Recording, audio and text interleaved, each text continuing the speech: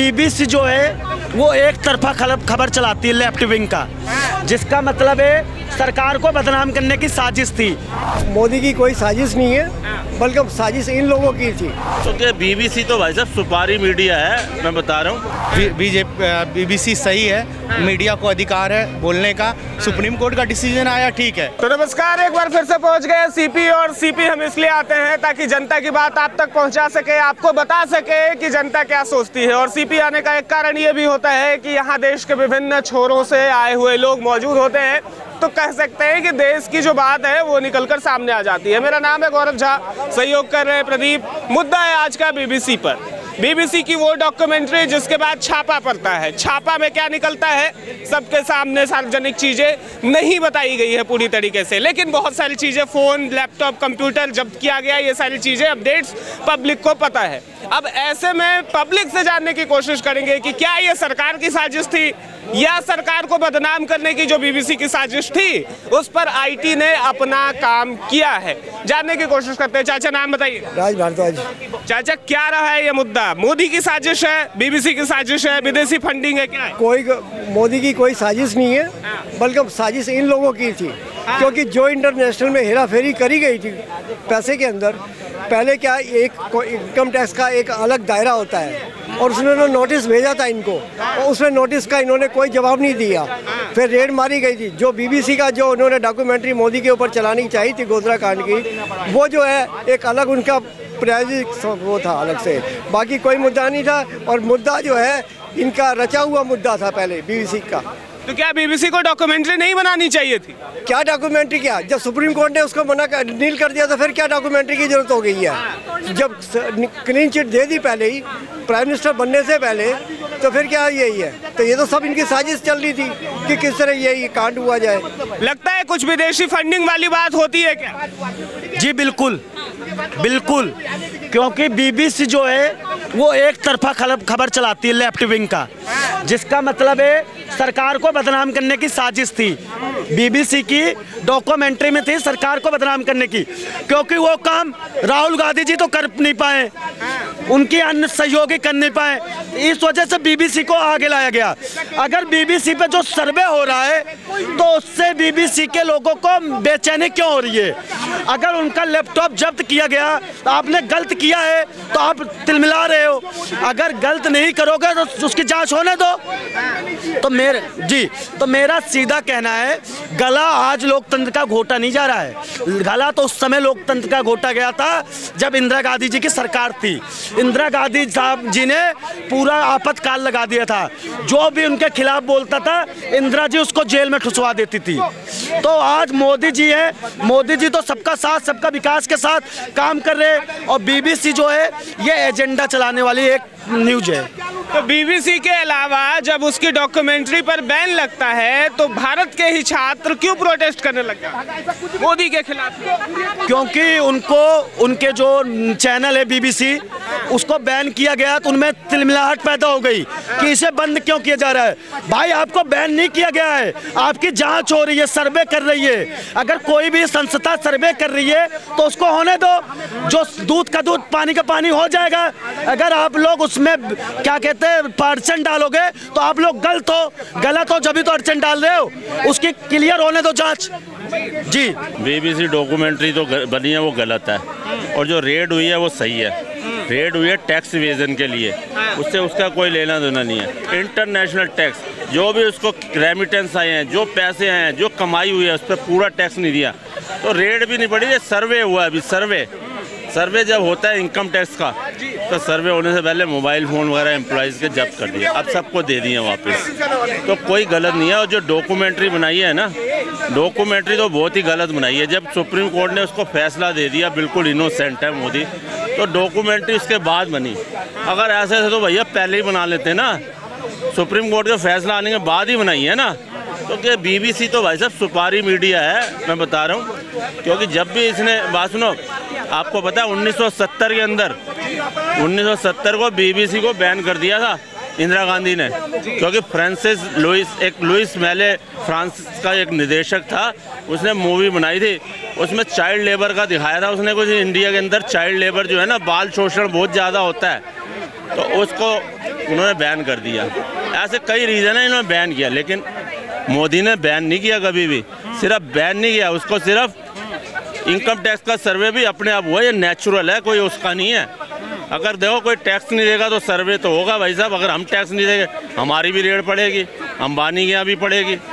तो ये चीज़ें हैं, मतलब बाकी फिर उसके बाद तिलमिलाहट क्यों है? मैं दिल्ली के हर छोर में आता हूँ, मैं ये देखता हूँ कि अब बीबीसी की बड़ी बड़ी होर्डिंग लग गई है।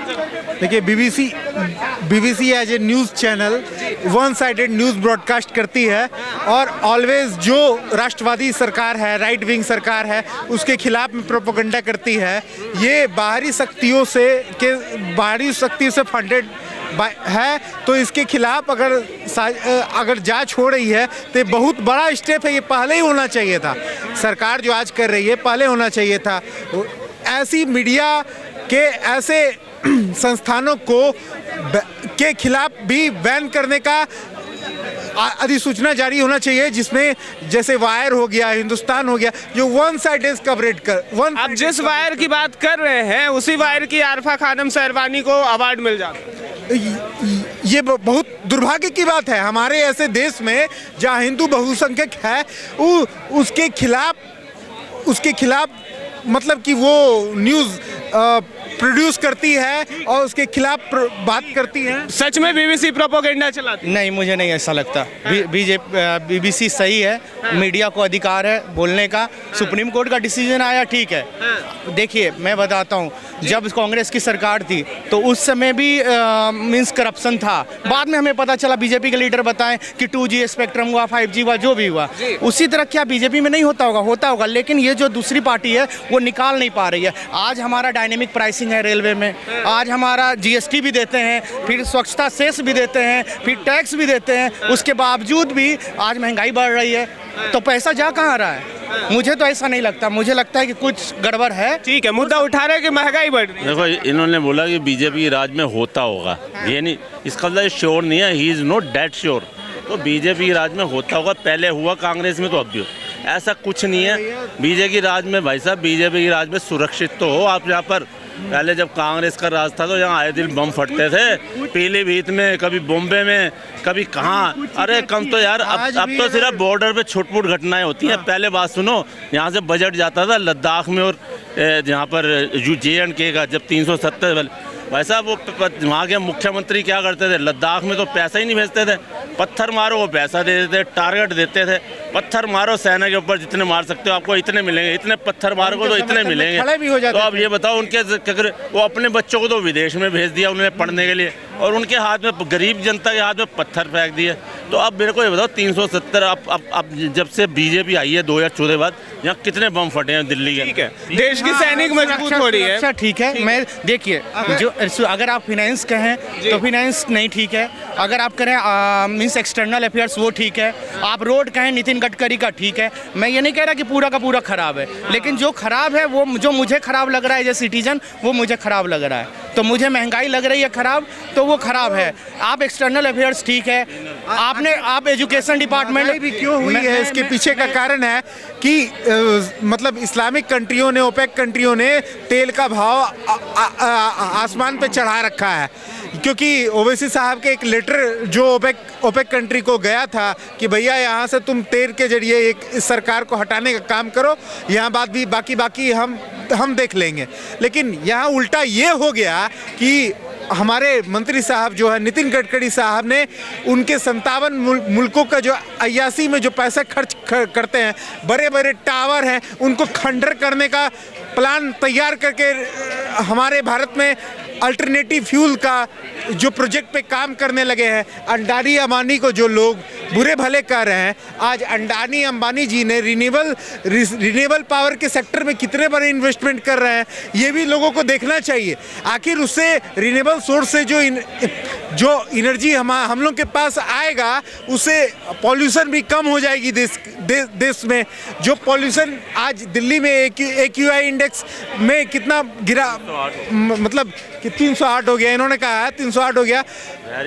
इसके दिल्ली सरकार ने आज तक कोई भी AQI इंडेक्स को सुधारने में कोई भी कदम नहीं उठाया। ये कर्नाट प्लेस एक रेपुटेड प्लेस है, यहाँ भी AQI मीटर लगना चाहिए कि यहाँ पे भी एयर पॉल्यूशन कितना है, ताकि बाहर से लोग जो आए सतर्क रहें कि देखिए भाई दिल्ली में रहना कितना घातक है। यहाँ के लोग देखने में इतने सुंदर होते हैं लेकिन उनके अंदर का जो पार्ट्स होता है वो खराब होता है। इस केजरीवाल ने तो कहा कि देश के 518 जिले ऐसे हैं, जहां तक मुझे याद है, ऐसे ही उन्होंने कुछ कहा था, मैं शायद आंकड़ों में भूल कर रहा हूं, कि ये जो जगह है उसमें AQI का जो प्रेशर है वो बहुत ज़्यादा है और यहाँ बहुत प्रॉब्लम है। तो क्या सारे जगह के लिए केजरीवाल जिम्मेदार है? वहाँ तो बीजेपी का अनुशासन नहीं। देखिए, बीजेपी अपना काम की है।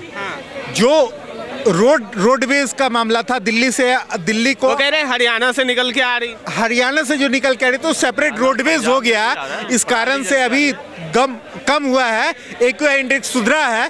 पराली का मामला था, पराली बैन हो गई, पराली से अब किसानों का पराली खरीदा जाएगा और उससे ईंधन बनेगा, गैस बनेगा। ये सारा जो ट्रांसफॉर्म हो रहा है टेक्नोलॉजी के माध्यम से हमारे देश में जो हो रहा है, इसे किसानों को आम गुठलियों के भी दाम अब मिलने वाले हैं, तो किसानों के अच्छे दिन अब आने वाले हैं। रहा सवाल, अभी तक आए नहीं है?